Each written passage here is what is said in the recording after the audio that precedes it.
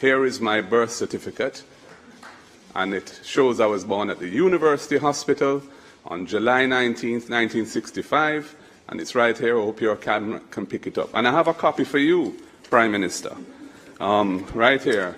And I wish you could provide me with a copy of your certification, but of course you can't do so. Time come big a new leader, new Jamaica, new era.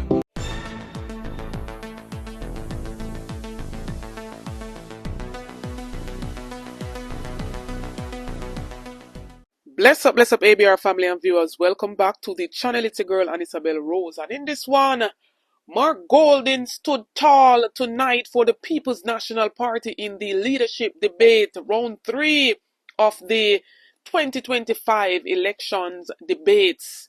And Mark Golding with an astounding victory to give the People's National Party a 3-0 to the Jamaica Labour Party. Anju Oates came out with a whole lot of lies, building the stories as he goes along. But we were not convinced. Mark Golding stood tall. Anju Oates tried to silence Mark Golding with the whole birth certificate saga, and Mark Golding reeled out his birth certificate and silenced Anju Oates, whooping him head. So till one of the labor rights them basically say them want the labor rights them for allow the birth certificate issue. Leave Mark Golding alone with that, because Mark Golding is a born Jamaican. Are you truly a Jamaican? First of all, I think the Prime Minister repeated innuendo or direct attack which has been leveled by his party on my nationality. And, you know, I just wanted to just make it absolutely clear that I am indeed born here as a Jamaican. Here is my birth certificate, and it shows I was born at the University Hospital on July 19th, 1965, and it's right here. I hope your camera can pick it up. And I have a copy for you, Prime Minister, right here. And I wish you could provide me with a copy of your certification, but of course you can't do so. I am a true Jamaican. So every day Anju Oates get up on platform telling us that he is a true Jamaican. Right? And right after Mark Golding stunned him with his birth certificate at the 3rd round of this debate, his response have baffled millions, stating that you're not a Jamaican by birth, but by your choices. That's people even questioning, how did he get this title of being called a doctor? Something can really go so. You know, this is a strange one. A man who wants to represent his country must choose his country. He doesn't need to ask anyone. He should choose. And that's why we say we choose Jamaica.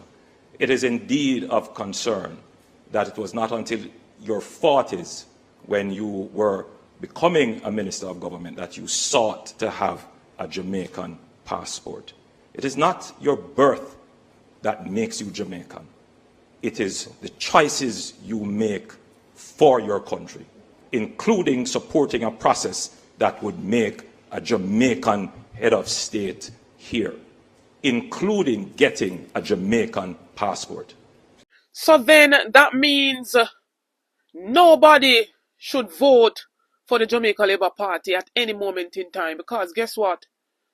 Nobody is Jamaican to vote for the Jamaica Labour Party.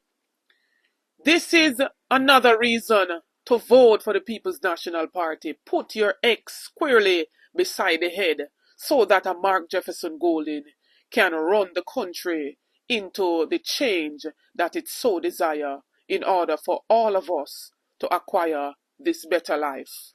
Anju Oates has also been skip-hopping around this whole corruption that has plagued his administration for the 2 terms that he has been in office.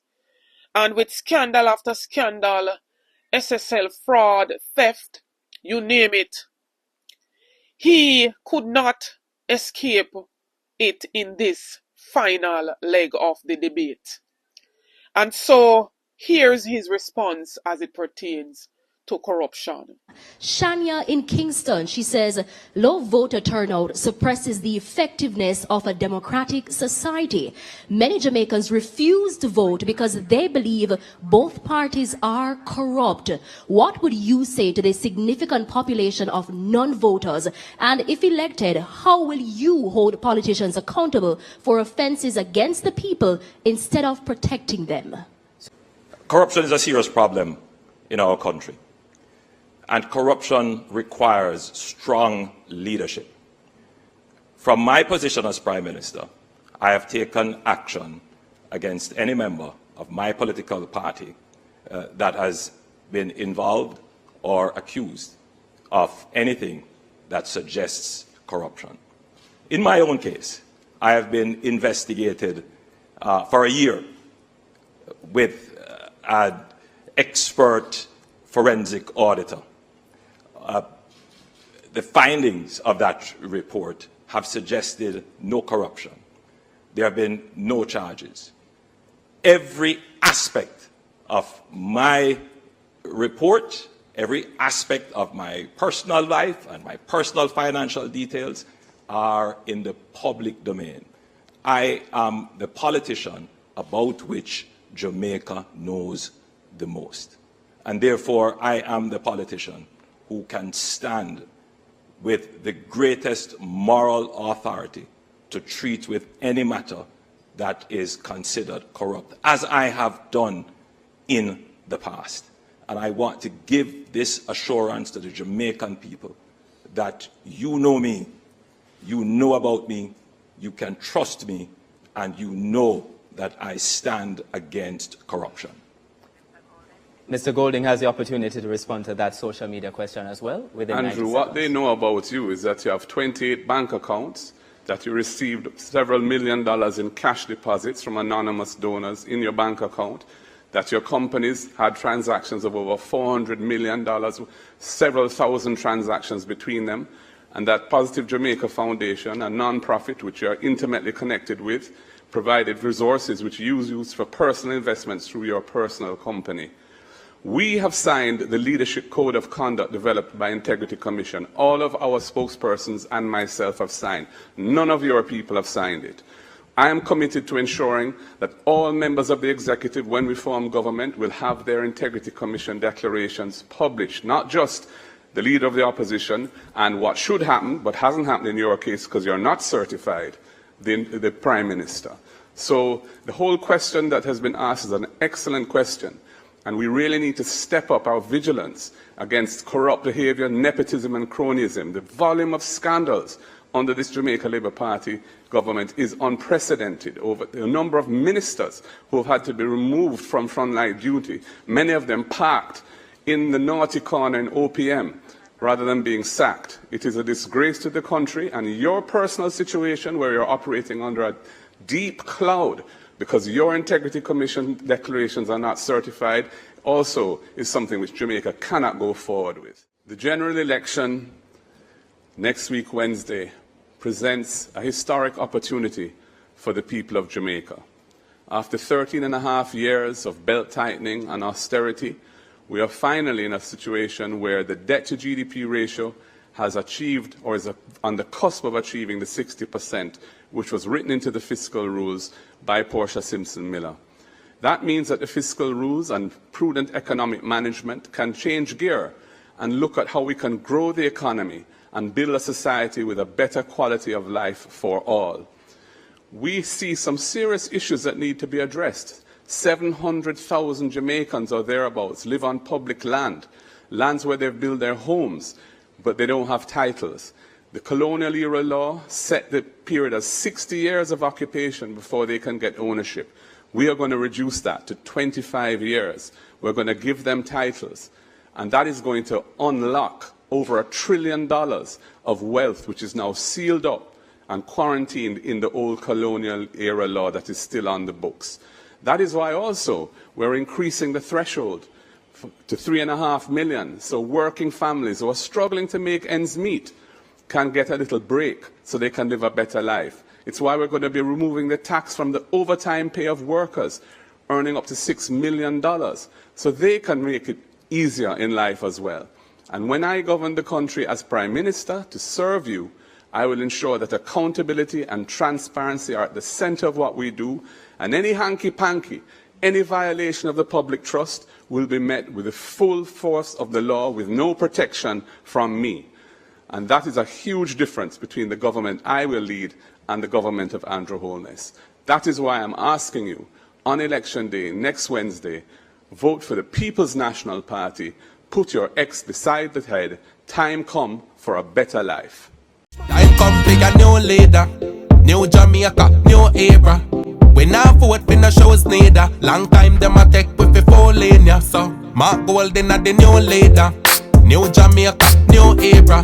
When I vote for the shows neither. Long time them a take with the 4 lane, yeah. So tell them say time come, time come, time come. For your new Jamaica, time come, time come, time come. Visit the true Jamaica, time come.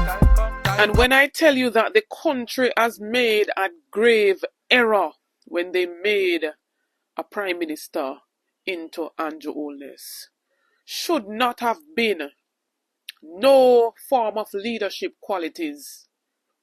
He has some dictatorial style of leadership, and that cannot work in our democratic Jamaica. So when you go to the polls, you must bear in mind that you vote for your children's and grandchildren's future. You vote for integrity. You vote for a corrupt-free country so that all sectors can have the resources that it needs. Public sector workers, undecided voters, time come for you to come on board. The People's National Party has the plans and policies to move the country forward so that the growth can be acquired. Go out on the 29th of August and the 3rd of September 2025 to cast your vote early. Give the People's National Party the chance so that they can implement their plans and policies. ABR family and viewers, what says you? Please to drop your comments in the comment section. Like, share and subscribe to the channel. On the road to 50k, help me to get there. Get this video to at least 10,000 likes. Stay tuned for more videos. Stay tuned for more updates. Big up on yourself.